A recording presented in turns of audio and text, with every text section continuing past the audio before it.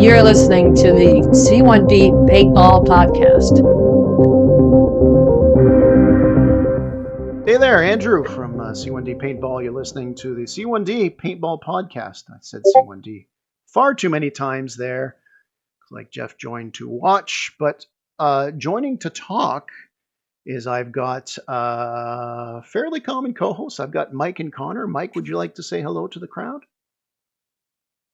Hi there. Yeah, he waved too for those of you just listening on the audio, and it was a brilliant, spectacular wave. You know he's from upstate New York, not New York City, because they only wave with one finger in New York City. Connor, would you like to welcome everyone without having to paint a picture like I just did? You freaking guys just waving. Hello, yeah, I'm here. I waved for our visually impaired audience. I waved with both hands because I'm feeling extra happy today. We've got Jeff jumping in. Jeff's got a hamster on a wheel right now, trying to get up to speed so he can keep up with the interwebs on us here. Can you hear us, Jeff? Can we hear you is more important. I can hear you fine. Can you hear me? I can hear you. That's great. And actually, you don't have to worry about your camera because it won't slow things down as much if we, the technical stuff as I have my own. I have got a guinea pig because I've got a better system. You've got the hamster. I got the guinea pig. Is that a polite way of saying that he's ugly? That he doesn't have to turn on his camera? Is this the way it's going to be tonight? I'm kidding. Well, we actually had. I know where you live. I know he does, and apparently I don't. And you live. And I you sleep drove in the by basement. Jeff's place the other day, dropping off his shirt. But anyway, he drove by my house to drop off the shirt. I usually go. You just throw it out the window. Is that his place? That's like. I still said that, but Connor wasn't there. I was just talking to the voices in my head. So the last time we recorded a podcast, actually, Mike got reminded by one of the people that watches his great paintball videos. It's like, yeah, you haven't had a video in a while.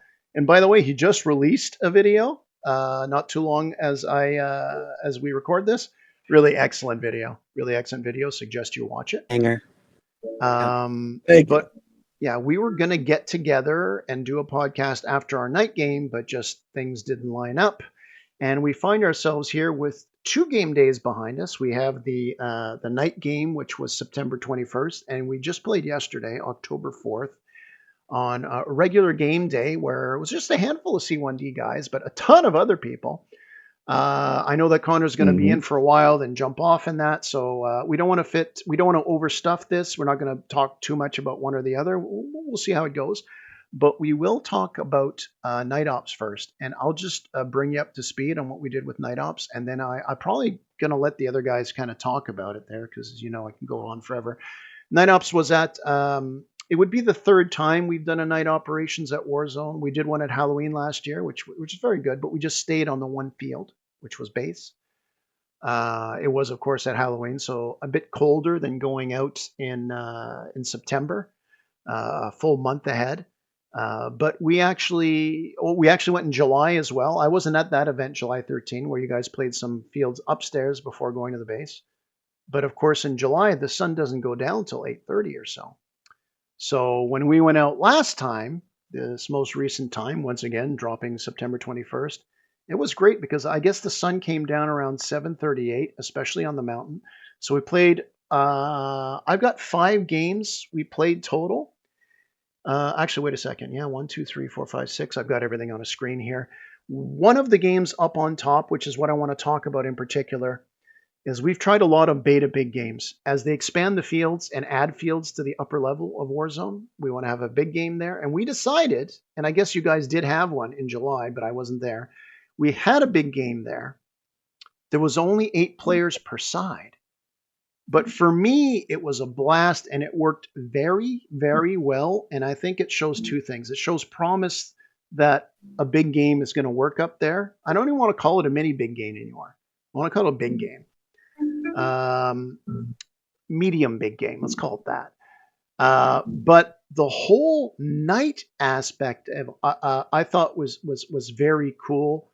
So you know what? We're going to fire down the line here about what you guys thought about that medium big game we played on September 21st. And there is one difference between the field. You'll see in the first video I put out from that series, that which is this big game, is the expansion to market in an area of a choke point has been filled. So, Mike, if you want to take maybe a couple minutes on what you thought about that particular game. And I think this is very important for people listening because I think it's big, and I think it adds a whole new element of what paintball is going to be at Warzone going forward, before he passes the mic as well to our other esteemed hosts. Yeah, so I absolutely love when we play the big games. It gives you a little bit of breathing room from the start.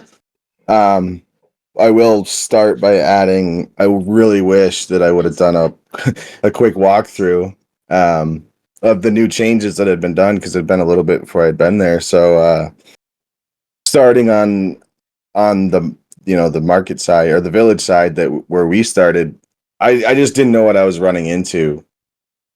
So I had a lot of fun. The sun was just going down, so it was kind of nice and dark in the woods, and a little bit lighter out on market side. I had a difficult time seeing the targets. I don't know who it was, but I know it was Connor, because I could hear him talking, and some of his buddies were over in the White House, where the old White House spawn used to be, and the angle from where I was at, I just couldn't see him. But for some reason, I was taking fire from them the entire time. And I managed to get as far right as I could possibly go up to the generator. I think it's a generator just sitting up there in the woods by the road.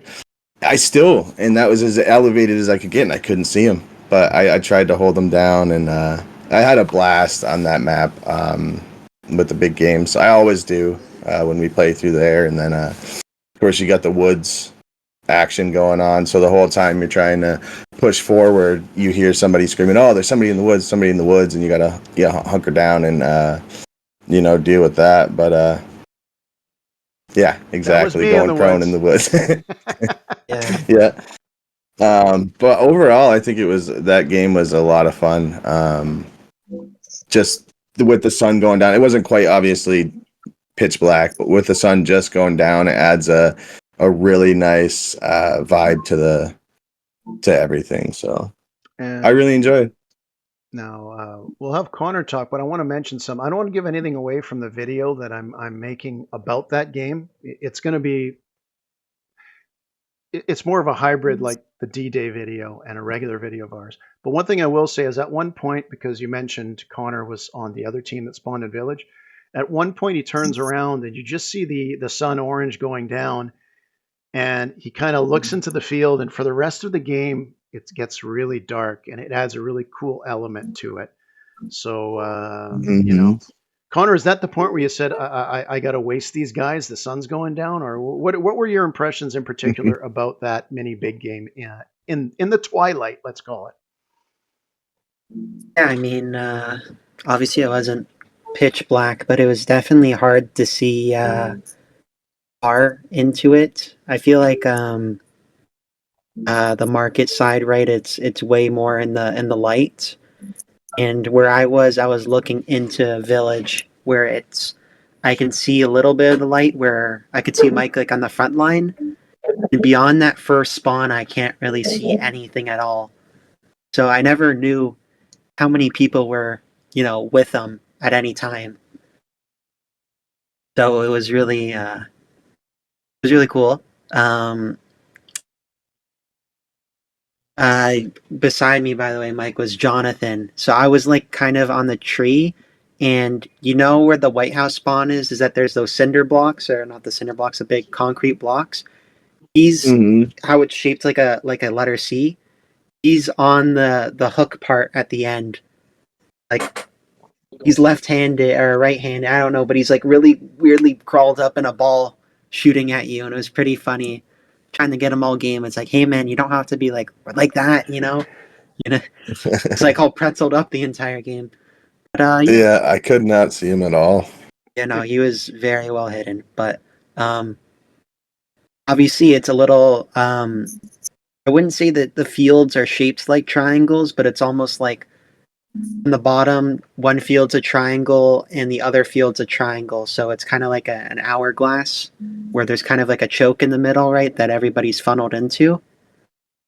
Yes, you can go through the woods, but it's kind of so open that even in the dark, people don't. You can't go So in I the think woods once because old men are Aerodrome, waiting in the woods to get you. yeah, I don't want to get picked off by an old camper, but I think once terminal's done, or even if they just let you walk through it on the on that side of the field, it makes it really cool that you can flank from the road. You can go all the way into spawn number 2 at Market, right? Not Market, at Village on the Hill. You can flank all the way there, and if you take the road the other way, right, you can flank all the way from Village to Market's back spawn. So I think just having that road would really help fix this, this choke problem where you can camp in that really safe spot at the top of Market at the old White House spawn where I was. If you just make it that, people can go to terminal and use that road, I think it'd make it even more fun. Mm-hmm. So, and Connor hasn't seen the changes we saw yesterday at the field, which is on Market, which is going to extend over to take silos out. And you mentioned the choke point, Connor, that the new barriers are taking care of a little bit more, but that's going to make that area around the safe zone, I think, even more open. Yeah, but your point on using the terminal, at least the road around it, is like bang on. I mean, we can just use some pylons there the next time we do it to mark it out for sure. Yeah, because you think about your average Call of Duty-esque map, right? You got your 3 lanes. You either run left, middle, or right.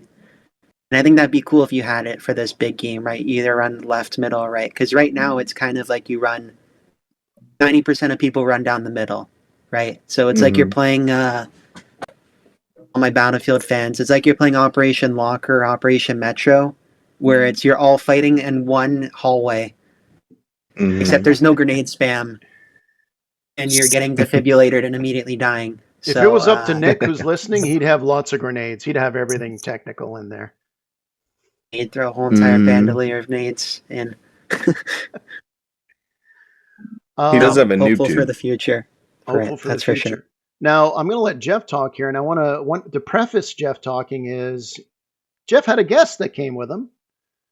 Jared came, who is his son, who played with us the last 2 D-Days.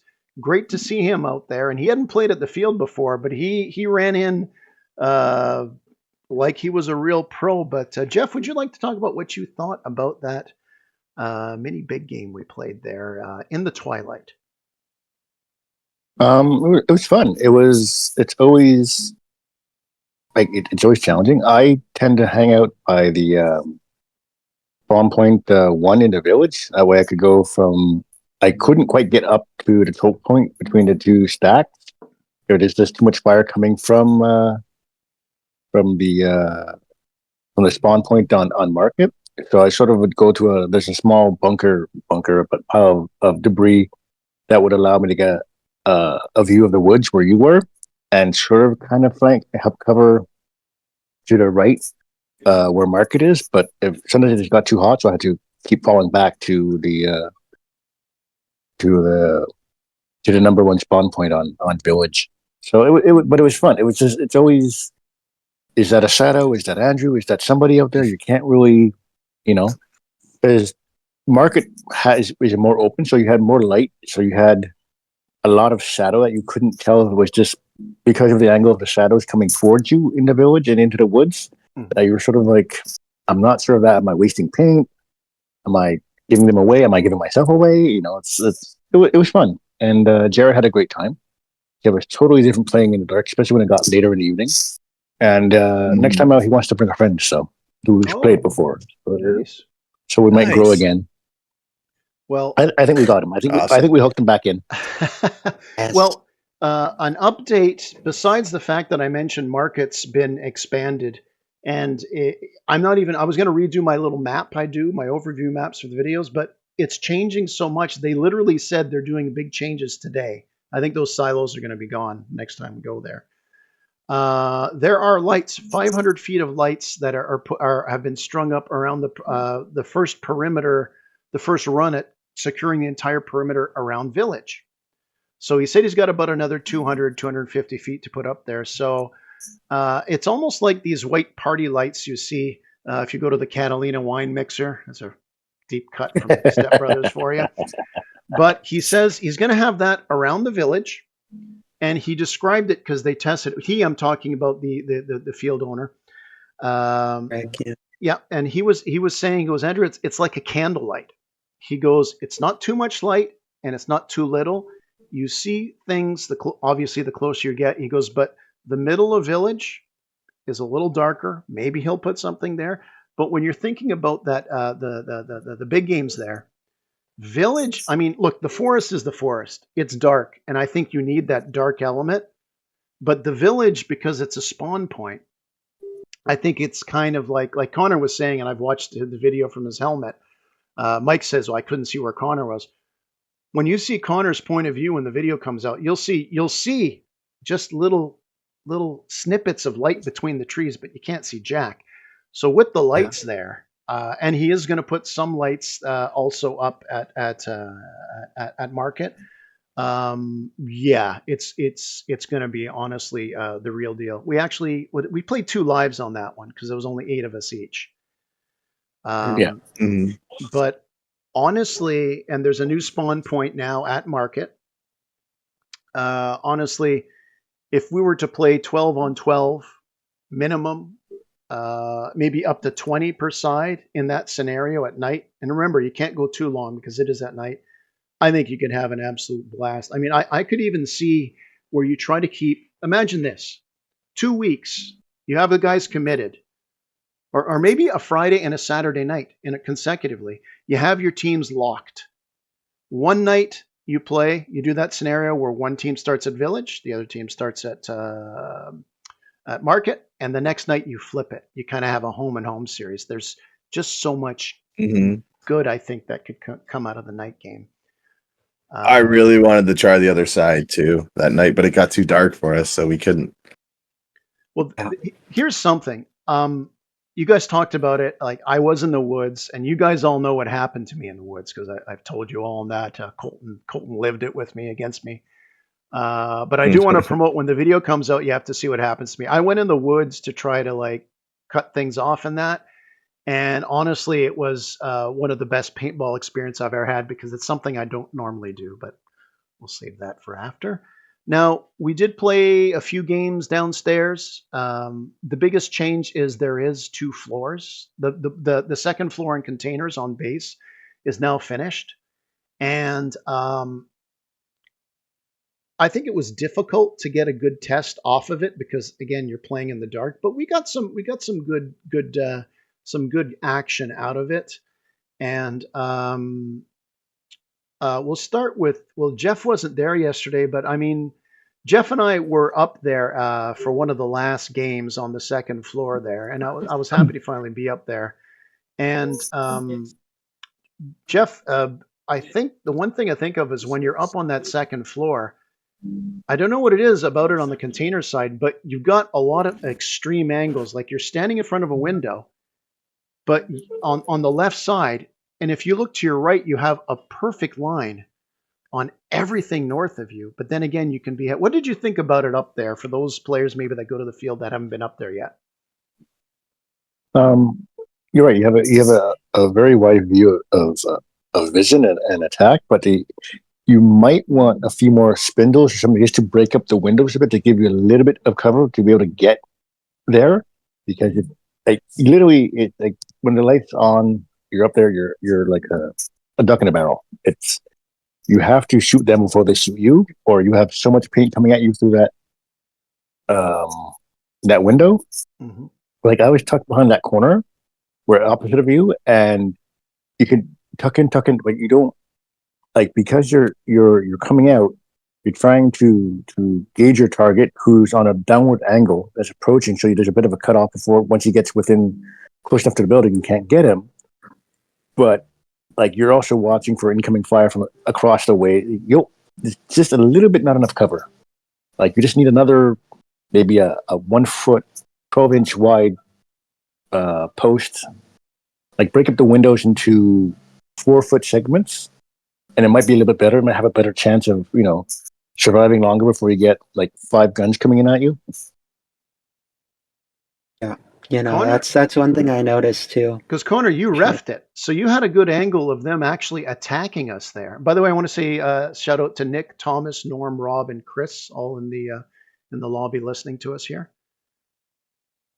Thank you. But I mean, I refed, but I also played it on defense too. Oh, that's true. So I mean, I knew how it felt to defend up there, and I don't know how much like effort and time and like the construction it would take to put those little like slits to make it so it's more not as insane that you feel like you're super like hyper exposed. So I was imagining that even you can put like on the windows like shutters that you can't even turn, but just like so that the window, instead of being it like completely like wide open like this, a rectangle, is that it's like this. So if you're on this side, you can shoot across, but like you can't get hit from other sides. Like a defensive angle you put on they would put on the World War II bunkers to basically bet the angle. Yeah, that would work actually. Actually, I think it would make it Village has the window is actually triangular on the bottom to give you angles. Okay, sorry. Yeah, I think just something better like the windows right now, they're just too big, that it's like you're up top, and if you're playing against like an efficient team, not to say anything against our guys for being inefficient, but Nick knew right away, it's like it's so open up there. If I shoot, Nick just started unloading on you guys up top, and you guys are just way too pressured to cover because there's just nowhere to really sit down and return fire from a safe spot. So it's just a little open right now. Yeah. Nick's here in his glory though, sitting back shooting up. I knew it was Nick shooting at us too. And Jeff, you got domed right dead center of the mask. I remember looking beside me and I see paint all over your face, and of course I say what every paintballer says is, "Did you get hit?" He's got paint all over his mouth. It's like Mike, I know Mike didn't play that game, but Mike and I yesterday I was in the admin building on top, and he was on the second floor in containers, and we gave it a hell of a beta test on some long ball. And I told him after the fact that at about 1:30 in the afternoon, the way the sun was set up, I could see when he bent down underneath the window. I don't know how the sun was hitting, but I could see the top of his head in a shadow behind. And Mike, when you released that video today, the one point where you went up, you're at the second window on the left, and you went up then down quickly. I sat there and I go, yeah, that's the one where I said, shit, that was my opportunity to get him. Yeah, I was and if you watch that video, I was trying to be really sneaky by, ducking and going over here and under, because like you guys were saying, the windows are so open over there. There's not much to do. There's nowheres to hide, and if you gotta go, you're either gonna run really fast or you gotta get really low. But I've been really anticipating going up there, and I had a blast. I was in my element up there with the long ball, the 2 stories, and then also being able to you could see the whole field, like you said. But I think the shutter idea, that would be a good idea for small portions. I think the Lancaster bunker had that, didn't it? Wasn't it kind of like it did. And I don't know if this is too out there, by the way, but you know how you have hanging closets on the little rollers? Why don't you have that on the big window so you can actually move it? Oh no, some people use it as a shield, but anyway. Yeah. Like a slider, yeah. Even if they were just put up a couple slits of it would even just plywood. I mean, it doesn't even just a couple slits of plywood just to go like that, just to give you another little area to hide behind.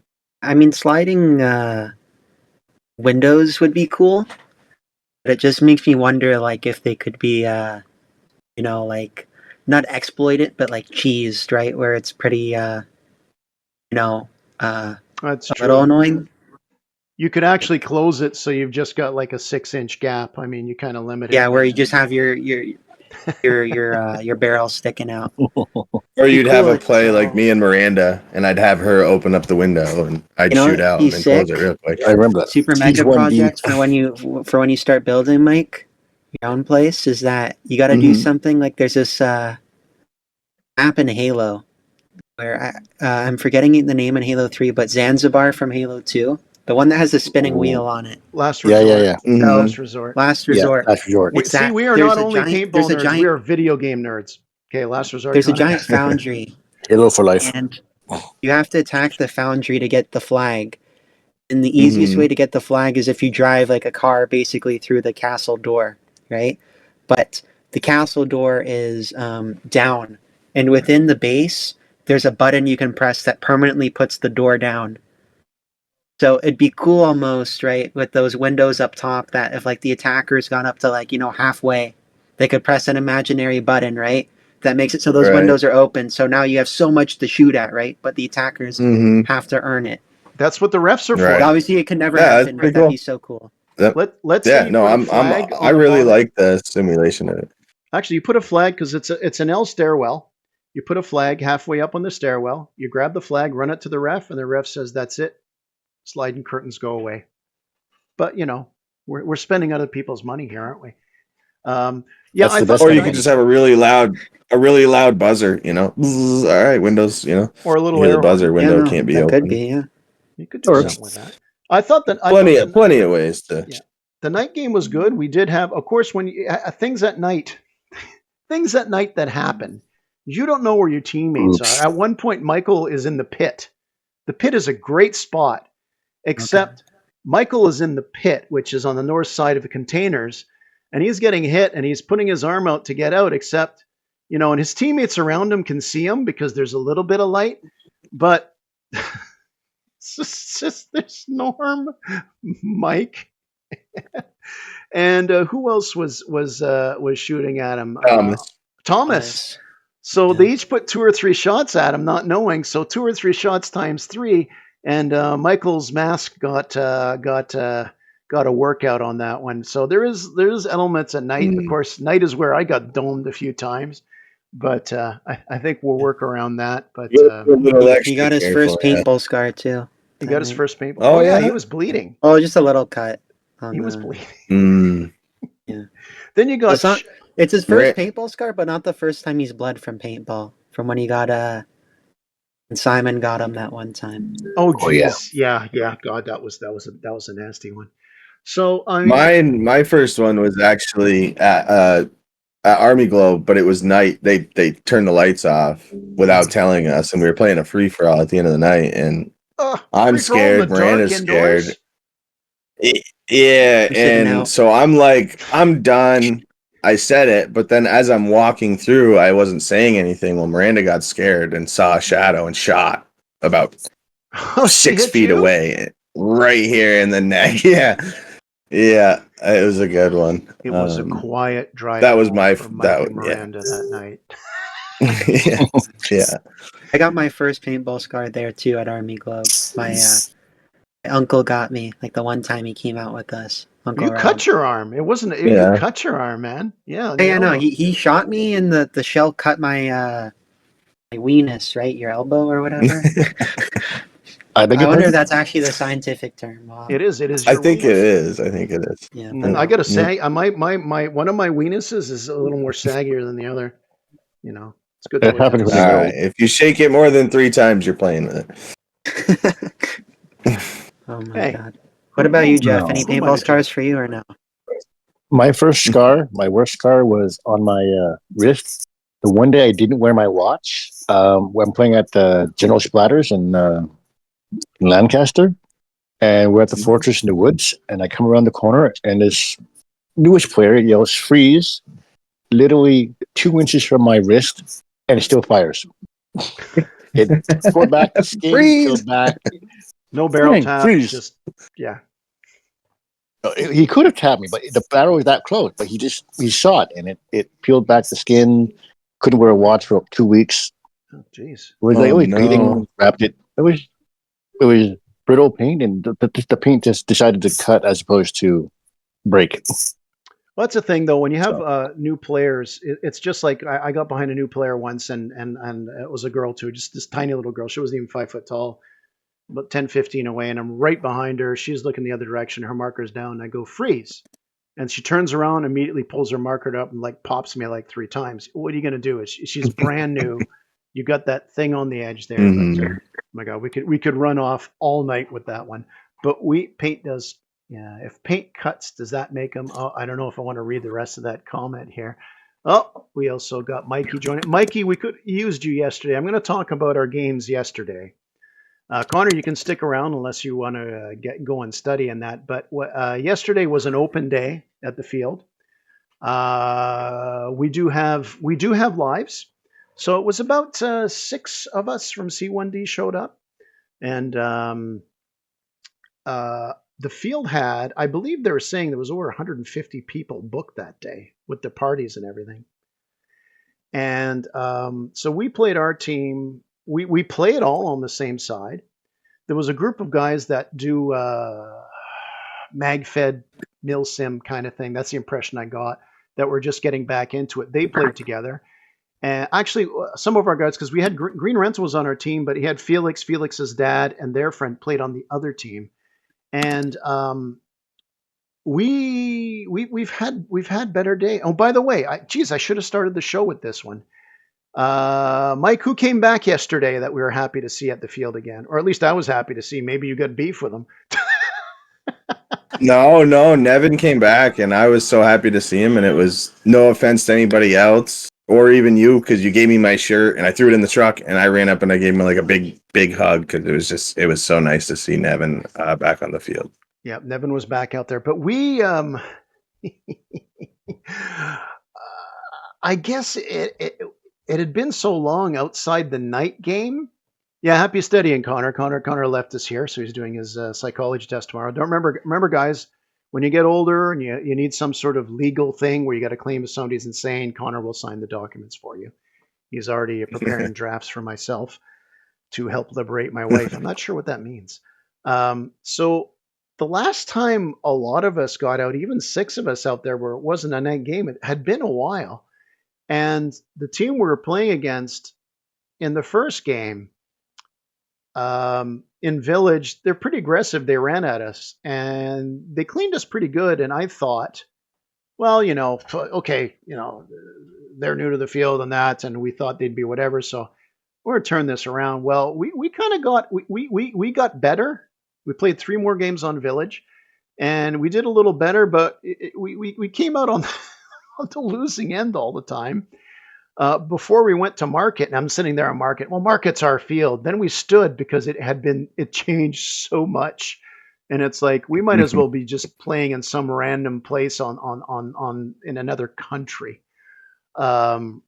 A fun game though, but I thought, oh, okay, hey, we're playing as a unit, but we'll play down. This is our field. But Mike, we could have used Michelangelo. We could have used Michelangelo out there. I mean, we needed rapid response, possibly napalm. Mm-hmm. But we had fun. Mike, do you want to talk about when we were playing up there with the other guys and that? And I don't mean any disrespect to them because they played very well together. And if they hadn't played together in 2 years, you're either one, you're lying, or as they like to say in French, you're full of shit. I believe that translates that way. Or these guys are really good. What did you think about it, Mike?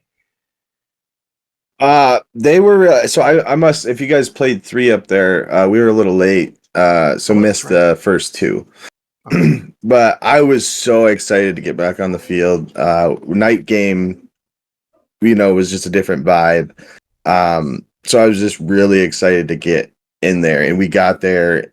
I had a blast. They were very competitive. Actually, I thought I was on the other team for some reason. I was so sporadic. I got there, I put my band on, and I actually walked over with them. And I was standing there with them, and they're all kind of looking at me funny, but they're putting down these plans, and I'm talking about hardcore plans. And this is just capture the flag.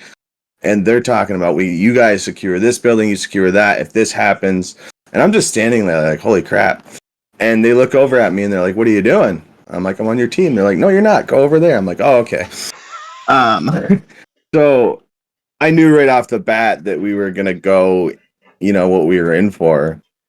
But I managed to actually snipe like 3 of them out of that game, and Miranda got, I think, 2 that game. Like we went into it ready to do some work, and we did, but we still ended up losing that game. But they were very, very, very good for Miranda, though. Miranda sitting back and kind of analyzing and going up. It was a perfect situation for her, except that idiots like me in the front were getting knocked out. Yeah, no, I had a blast. They were super competitive. It was definitely a notch above what I'm used to. And then we played we moved the field over to Market, which was a very nice game. I got taken out early in that one over in my little ditch that I like to go to. And then we moved the tires, which I didn't play that game, but I did some drone stuff over there. But all the games I thought were very good, very competitive, and yeah. I think I want semi-fair. Yeah, I want to make sure that I don't get misunderstood. As they were very competitive on the other side, but they weren't overshooting. Being No. But they definitely were going out to they're going out to win, and maybe they were there to win for sure. Although I'll tell you, their cheers at the end of every game, they were like, all of them, and I like it, love it, love the energy. There is opportunity for revenge. Made me want to step it up, that much more each game. So, well, I'll tell you what, I run 5 mags, right? As you guys know, I got 3 in the belt, one in the actual TMC, and I got one in. When I switched my first mag, I grabbed my full one in the back. Maybe once maximum, when we played 10 to 12 games in a day, do I use all my magazines. Once I had it happen where twice in the day I ran out of magazines, and that was strictly because I was getting bad paint. I actually had an extra mag. I was carrying 6, and I ran out of mags 3 times, which is unusual for me there. So I mean, I was firing a lot. It was pretty intense. It was good. It was really got my blood flowing, and it didn't really teeter over to where it was like a little too competitive. But the best part of the day, honestly, although it was great to play, we met some nice new people. The guy was running his Tipex there. I hadn't played in a while. We went down to base, and we had some 3v3, 2v3s, just the guys. So it was me, Mike, Miranda, Nick. We also had obviously we had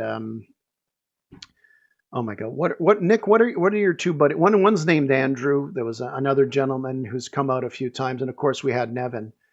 And no, it was we had just some fun little games on base, and it was a good. I thought it was a great way to end the game. I don't think any of us were frustrated, but it was about the games we played on top.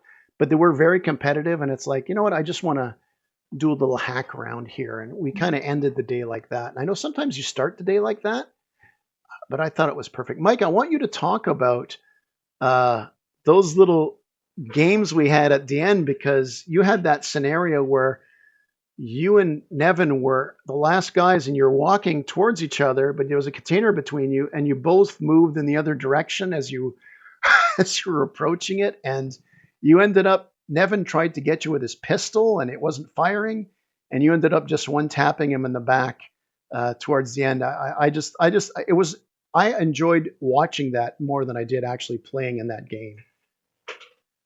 Yeah, I gotta say that was my highlights for the day. It made me feel pretty good. Of course, because Nevin's just an animal on the field. So being able to get him not only once but twice in basically a 1v1 situation was awesome. But yeah, so I try not to get him confused, because it happened one right after another, basically the same way. I believe the first one, I was sitting in one of the buildings with a little window, looking through, and I had seen Miranda get taken out, and I knew it was Nevin, so I'm waiting at this angle where I thought Nevin was going to come out, but I think he knew I was there too. So he decided to come around and kind of flank me, get me through the window. And I saw his elbow at the last second and the pistol come through the window. And I was like, I didn't know what to do besides turn around, cover the back of my head, and run and hope that what happened because his gun jammed. It just didn't shoot. Mhm. So I ran out, and then we had a quick little battle while I ran behind the big gas container. Took a couple pop shots at him, and when I realized he took cover, this is what I normally don't do because I just can't breathe, and we were already at the end of the game. I was out of breath, but I decided I gotta take the world's biggest flank right now. So this was the second game, actually, the last game. I took all the way midfield. And this is, like you said, we were basically right in front of each other, but we didn't know it because that big container's there. He's going this way, I'm going this way. I managed to go through the spawn, and he was coming around to try to find me, and unfortunately I was behind him and I popped him one. So that was the last game, but the game before that, 1 of 4 shots. I took fourth shot. It's just like, what's taking him so long? It took me 4 shots. Yeah. I was trying to give him a little couple extra steps, so Sure. I didn't want to have to freeze him. We all saw it. But the game before that, it was very, very similar. That was when I was having those crazy battles with you guys, up above and stuff. And then I had a nice battle with Nevin. He decided to come downstairs. I'm not sure what happened. But I just took this massive flank that I normally would never take around the whole north side of the map. And I came around the back side of the spawn and back behind the fuel tanks. And just luckily enough, Nevin was looking for me right in that same exact spot, about 15 feet away, facing the opposite direction. And his teammate was right beside him and just gave up right away as well. I was wondering what happened there, because I didn't want to just shoot him. So I was like, "Are you still in?" And I was aiming my thing at him, and he's like, "Nope, I'm not in." And I'm like, "Okay, game over. I win." In that game, I was behind the containers, the south of on the container side, and I pop my head out, and I see Nevin and his 2 teammates, and one of them's in a horrible spot. There's these barrels. You know where you come in on the safe zone there? There's like 3 barrels on the way to the gas tank. Mm-hmm. So the poor guy ends up there. The other guy's in the first building, and then there's Nevin by the container. And of course, I got 3 shots in my marker, and I use them and I don't hit anything, and they all scramble. So I go put my magazine back. I come around the corner. I get the guy at the barrels, but I hit him in the marker, and he goes out, and I get the other guy in the building, and behind me, Nevin freezes me out, but it's like, well, I just hit 2 of your guys, so I'll take that trade. And that's when he wandered over to check his teammate by the barrel. And as I'm walking there, I kind of have my arms crossed, and I just see you come around there, and it's like, boom, boom, game over. It's like, okay, nice way to end it. There's nothing more satisfying. Yeah, that made me feel pretty good. Yeah, it's nothing more satisfying than having he had a pretty good game for his game back, Nevin, but he got grounded there, and he uses profanities at the end, and of course he ended up with F bro, and can't believe that. It's like, well, that's what happens with that. Now Nick has having marker problems, and I'm going to invite Nick here for a second because I want to know, Nick, are you okay to talk, Nick? If I actually get you in here, I'm going to invite Chris you. Chris goes, I prefer to shoot first and ask questions later. Yeah, I invited Nick in. I think I want to say the guy was new, Nevin's friend, so I didn't want to, Yeah, no. Well, scare him off his first day. Nick, what was that beast you were using at the end of the day? What setup did you have? The Pro Shop. 1 sec. Okay. It was a TM7. It was it's Cedric's marker basically. Oh shit. Okay. Yeah, it was pretty heavy duty. The gold one, yeah. The gold one. Yeah. That one came out on the night of the game. Oh, so you know that one, yeah. Yeah, that marker is it's a beast. It is, yeah. And it's not something you can't find those markers anymore. And when you do, they're $500, $600, $700, $800. Yeah, that was. I just want to clarify to everyone who doesn't know that the guy who owns the most equipment, had gun problems that night. He did, but he also knows the guy who owns. Yes. Mm-hmm. Mm-hmm. I may have checked to buy one. The guy who owns the most markers, yes, I agree. and I did have my spare markers, but a little tired. The brain's a Priorities. little. No, the brain's a little fucked up right now. I forgot my mags for my spare gun at home. It happens. It happens. I had 2 extra guns, but I forgot the whole fucking my 12 mags for it at home. I had 2 mags, 2 10-round mags. What the hell am I gonna do with 20 rounds? Actually, I got So something. wait. I want to get Jeff into this because you know how we talked about Nevin. Nevin went to get Mike with Mhm. the pistol. So what Nevin did is smart. And you know me, I just use my TMC. I don't really carry multiple markers and all that. But in front of me, we know that Mike's in the building. So Nevin puts down his regular marker and he takes the pistol and he goes in the window to shoot. And this is nothing against Nevin because he's a better player than me. Jeff, what's your opinion? I mean, he didn't. I don't think he fired it all day, and he goes in for the last kill, not even taking a test shot. Should you take a test shot in that situation? Should you? Well, the You know, thing what do about you the think, Tipex is that if you put a new 12 gram in it, the TIPX, you have to pull the trigger once to pierce the canister, It was, or else it won't fire. So It was the PPQ. But Yeah. oh, it's PD. Okay, then Yeah.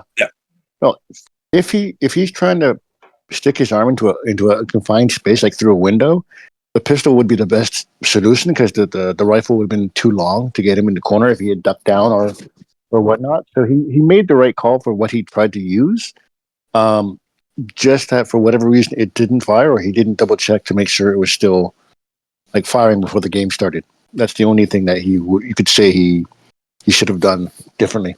Yeah, because he set it up right. He put his marker down, took the pistol out, but he was about 30 feet away when it wasn't working. So, I mean, it was just I'm not going to say it's a teaching lesson because I'm not a great player in that, but it's just food for thought. If you're ever in that situation, just take a shot, fire it into the ground to make sure you're doing something with it. Actually, one of my No, it is. I got because that would have been it for me. It is a teachable moment because he's the nitwit who loaded balls and didn't shoot his marker to make sure that he had CO2 left in it. Oh, is that He so? ran That out of was the gas. end of He the. ran That out of was the CO2. deal. Okay, cool. That's what it was. Is it because the PPQ, the CO2 cartridges are in the mag. So when you take your mag out, the CO2 stops going out. You can leave it in there, but he hasn't ripped the PPQ out for over a month, and he probably emptied it last time. So over a month, even a Lesson 12 gram learned. will degas if it's pierced. exactly. Actually, I'll tell you. I told you how I ran with first at 5, then I went to 6 magazines. I ran out of shots on market in a very intense battle, and I was kind of by the porta potty, which is kind of fitting the way I play him. Anyway, so you got the big long container and just a skid in the middle, one of those plastic skids I donated. And I had no shots, and I take out all my mags and I put them I put them there, and you'll see it in the video. It's like I had 4 shots in one and 2 in another. In the middle of the game, I'm like emptying shots, putting them in like this, looking for it. And I put it in. I realized 2 of the balls were like oval shaped, so it's like it's not going to happen. And it was so intense because there's temporarily for now there's a mound of dirt in the back near the cell spawn there. And Felix, who is a member of C1D, one of the junior guys, he's standing behind it. I keep telling that kid all day, "You're really good. Don't sit in the back." And it's like you'll hear the language when you hear the video of what I thought about him being back there like 10 minutes into the game. But I realized at least I did knock him out with a shot, but another guy takes his spot. So I'm firing straight on air. And I look, and there was a girl there with a Union Jack mask on. And she was on my right flank, and it's an easy kill. And it's like, well, I'm not going to, do I fire there and scare her? And then I thought, if the other guys see me shooting and nothing coming out, first of all, you should hear it, right? But my point here is I was so into this game. I was out of shots. I was scrambling to reload ammo. I'm wondering about, like, oh my God, should I fake this guy? I was so into it. And finally, I got nailed like 3 times on the shoulder. that mercifully put me out. But it was a very intense game. And God, I'm just looking at Michelangelo in the audience. And Mike, if you agree with me, and Nick, you were there too, I think we blame this on him, because had Michelangelo been there, we could have released the hounds and not dealt with the humiliation that we dealt with. The 1v1 champ would have turned it not around. having marker There's the problems would have deciding helped. factor. Yeah, would having marker problem. Andrew having more than 6 magazines. So they No, but me just not having marker problems, it would have been a fine. On the very first game, they were all out of the spawn. I was already behind their spawn. I was behind every single one of them. I could have, and my gun jammed. And I played that stupidly. So, like Jeff, they were organized in the sense of, Miranda's corner. We'll call it Miranda's corner. There's between, spawn point 1, 2's on the hill. There's that little building in front of the safe zone, and she's always around the corner there. Unless she's spawning with you in 1, that's where Miranda's going. But they put a sign there for her next time. But they had around the corner, rocking chair, Yeah. One guy was not prone, but he was on his knee very low. There was a guy hunched down just a little above him, and there's a guy standing up full of him. So there's 3 of them on that corner. You got, and that's the first game. I know he played 1 game. Nevin played in 3 Rivers, but I guess that's the first game back at the field. So he's first game. He wants to shoot all kinds of paint, and I said, I got the corner there. Don't worry about it. And there's 3 of them, and I'm firing a lot of paint, and I had a few bounces go off them, but. And Nick, you went around, and I consider that my fault, because I got 3 of them there. I'm keeping them occupied, and that's almost half their team. But like a fool, I go out too far to try to get 1 or 2 of them. I get knocked out. Nevin gets knocked out, and you're flank. And then, like, not even 2 minutes later, I see you walk around from their spawn. It's like, oh, shit. Yeah, I had run out of air that shot. That was my bad, but I mean, like my trigger not working properly pissed me off all day. So I was like, "Fucker, it's already in the shop. It's getting fixed now, so I won't have this problem again." But you know what? I like these kind of moments. I like those kind of moments. It's like, oh, that was bonehead of me. Not as bonehead as me falling, breaking my camera mount, and bruising my left side, which I made into a short video, by the way. So yeah, how's your wrist? When did that even happen? I didn't see that. My wrist is which one on Mike? It's just a little sore. It's just, you taped it up. He did the right thing. We then there we taped it and kept it in place. But yeah, I found a safer lane, which meant me going literally a tree. Everything's clear on the right of it, but I'm more in the open. If I go around the left, there's a little bit of trees and stuff on the ground, but I can hop over it. Maybe I'm feeding the squirrels and chipmunks too much, watching them bounce, because I went timber. And yeah, remember, guys, when Connor's not there, you're supposed to protect my life. My wife made that clear, and she was kind of disappointed in all of you. Not me, all of you. Listen, all I'm gonna say is that there's not one paintball outing that you don't fall or trip yourself. Oh, you know what, Nick? If there's a polite way to tell you to fuck yourself, I'm going to think about it and get back to you. Okay? I had found it. I had found it the other day. What was it? You may politely go enjoy your own company in the corner. Look, I ran. I actually ran, and I sat there going, "My season's over." And I ran for me, but anyway. Okay, well, how deep are we into this one? How deep? I wanted to cut this into 2, but I think we're good with that. But yeah, we're 54 minutes in. It looks like I was planning on just having 2 more regular C1D outings and having a dinner and calling the outdoor season out for the year. But it looks like we're going to have. We might be going. Nick posted it up. Did Nick originally post it up, or Mike posted it up originally in our Discord? Mike did. I think Mike posted it. Shared it, and I posted it. Yeah. He seconded it. 200 people cap at Mirabel for a big game on the 27th. No, it's not. It's not a 200 cap. It's up to 200 minimum. 200 yeah, minimum. It's expected 200 without us. Okay, that's good. what I was looking for. Expected 200. There's no cap. There's no cap. Okay. Yeah, I think we're going to go for that, and I think I'd mix the schedule around. I wanted to go the 16th and the 2nd. Maybe we'll go the 16th anyway. In 2 weeks, we'll just have a regular game at Warzone. Because the thing about it is, if I push the last game from the 2nd to the 9th, you never know. November 9th could snow.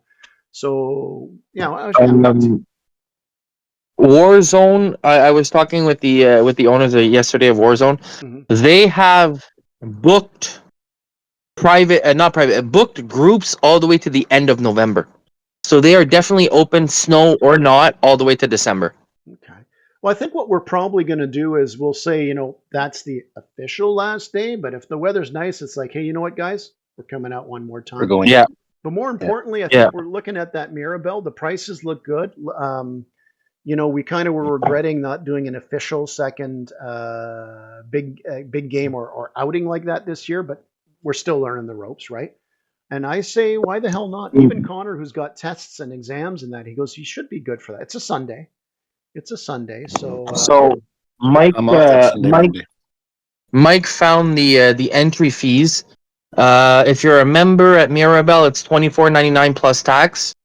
Non-member with equipment is $34.99 plus tax. So it's actually pretty decent. yeah. The cases of paint are even the first one is $100 plus tax. So $115 for 2,000 balls is a very, very good price. Especially for Mirabelle. Yeah, the entrance fee. Yeah, exactly. That's very competitive, and that's very. I'm not knocking them on it. They are a big. They're one of the nicest fields out there, and you have a field like that, you don't run it as a charity. It's a business. But I will add that their refs were fantastic that day. They have I went to this have a event. proper staff. It was amazing. Like I had to go out of my way to thank every single ref personally because it was amazing. But by the way, let's talk about the Warzone refs, because for 3 years we've been going. I guess Jet's been going with us, and Thomas isn't here right now because he was there since when we joined. The new refs they've got this year, they got the girl, they got a couple other guys. They're really great refs. Really great refs. Yeah, absolutely. Yeah. They put up with our crap all the time. So they understand when it's like, I'm gonna walk downstairs to the lower level now, and I drag my wagon behind me. It's like, yeah, just let him go. Let him blow off some steam. That's just Andrew. Don't worry. Yeah. He's okay. Oh, no, they're always as many great curse words as Nevin did. Now I don't feel as bad when I swear because Nevin's back on the field to outdo me in that department. Nevin is the Urban Dictionary of C1D. Oh, I don't know because Andrew made Ben the honorary C1D member, and Ben's got a foul mouth. Yeah, Ben's really bad. They're fighting for first place. They're fighting for first place, but one of them is slightly morally wrong, but that's okay. He's a good guy. He's got some adversity he's dealing with, and he's down at the end of it. No, not down at the end of it. He's a good kid. It's his worst traits to have. No, he really is a good kid. All right, I gotta go because the baby's crying. So is that another euphemism? The baby's crying? Oh, wait. I was on another call before where the guy said something like that. And I go, is that use of it? The baby's crying because of a euphemism. Shit. The baby's crying because of attention. All right, Nick. Thanks for coming out. And I guess that's a sign. We're going to wind it down here soon.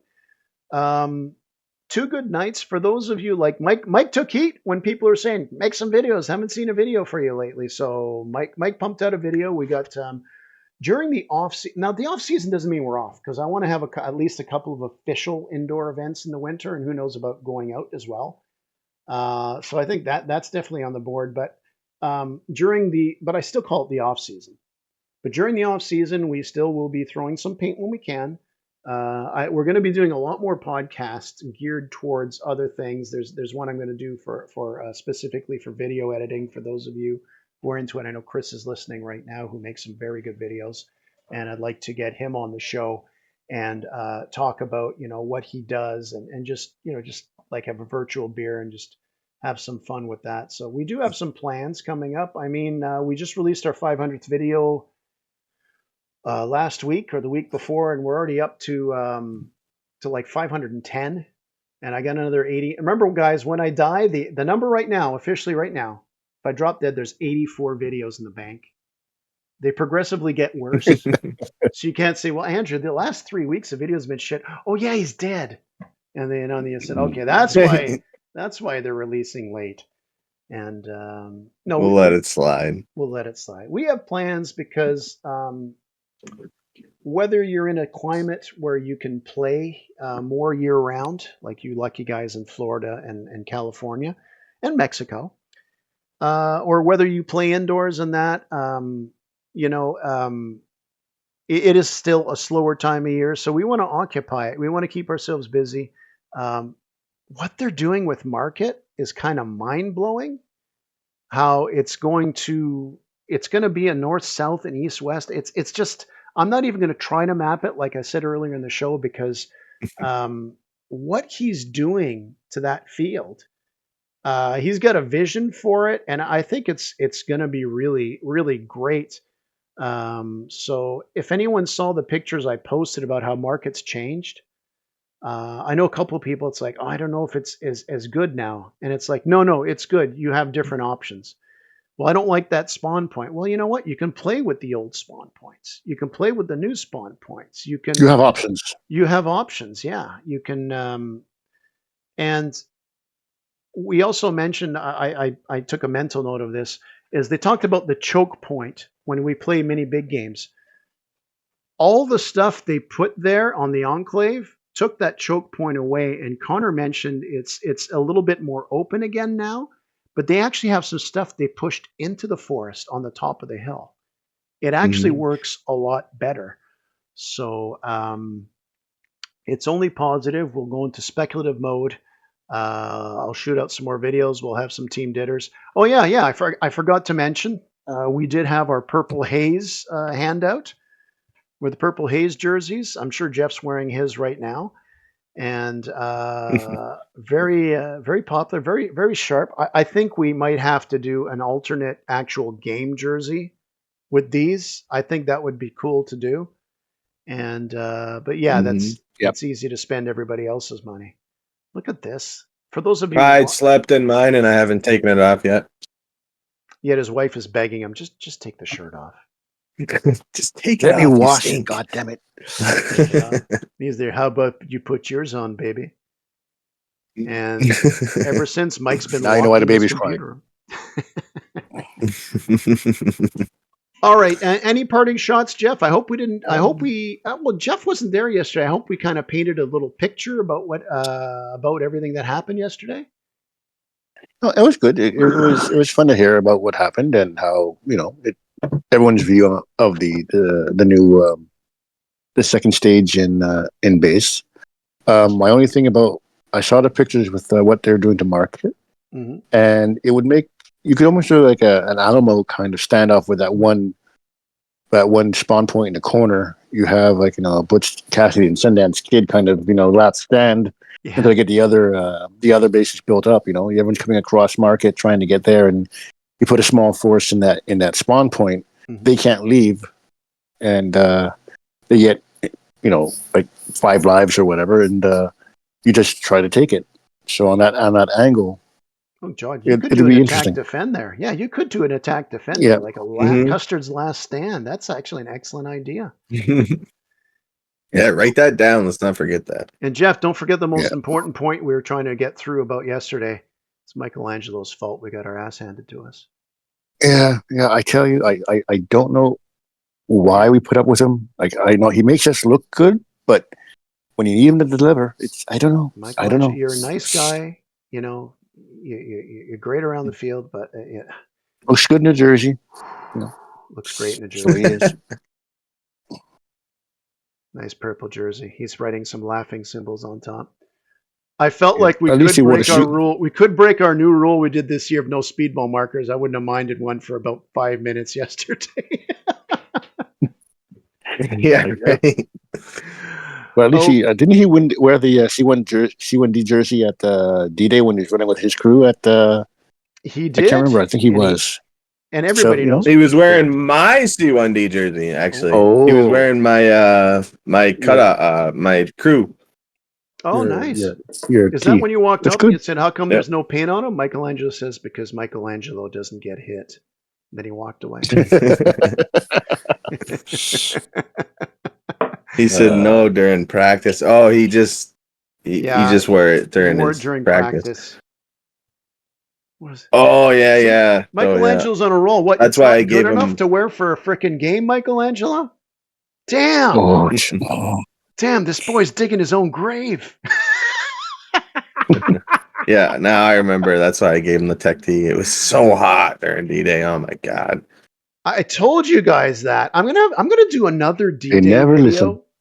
How you get ready for D-Day for next year, because there's still some people you want to go out there and help out with that.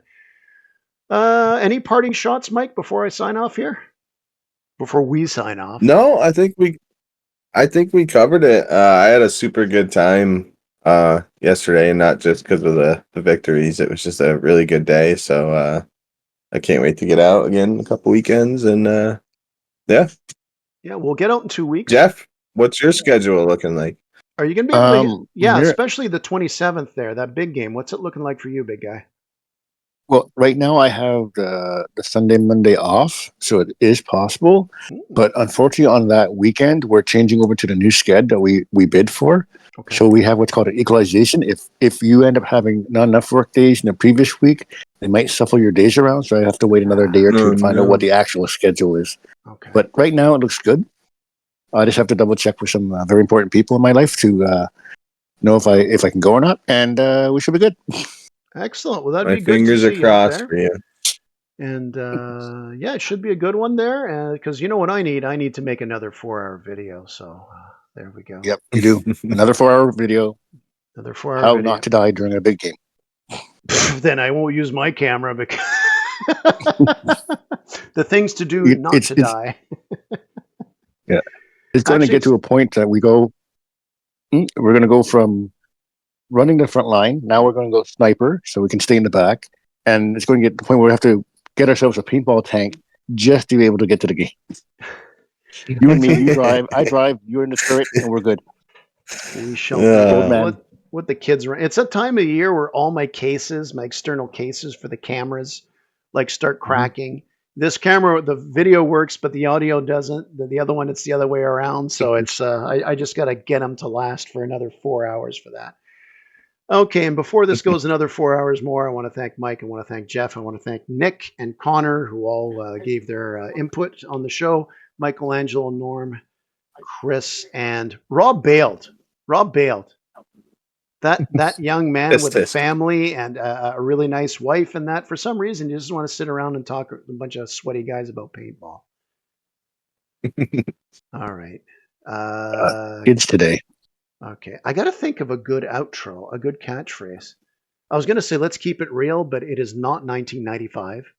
So why'd we drop Don't Be a Dick? Because that was don't be a dick. That was flowing pretty good. Don't be a dick, and we'll figure it out, right? Yep. Because like at the end of the day, don't be a dick. At the end of the day, it was working. It was damn close. Was it under? I was damn close to breaking that rule yesterday for a few games. I just want to go on the record with that one. No, those were good guys. They came out for us. Hey, they organized before the games. Maybe we'll screw our heads on properly next time and go out there. No, but now we got no excuses, so I better not wish that. Nope. Mm-hmm. All right, don't be a dick. Figure it out. Thank you for listening to Season 1, Episode 14 of the C1D Paintball Podcast. Be good human beings, because a lot of you aren't. No, that's not a good one either. All right. See you later, guys. Don't be a dick. Don't be a Don't be a dick. Don't be a dick. Thanks for listening, and don't forget to like us, rate us, and tell everybody about us. Thanks for listening.